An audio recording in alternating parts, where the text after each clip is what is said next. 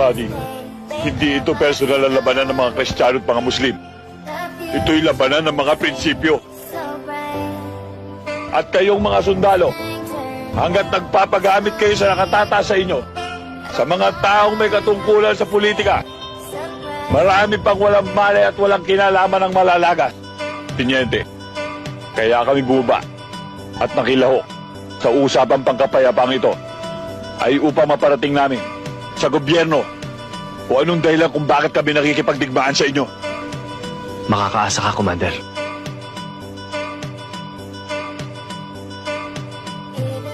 Buddy, tandaan mo, manos na tayo.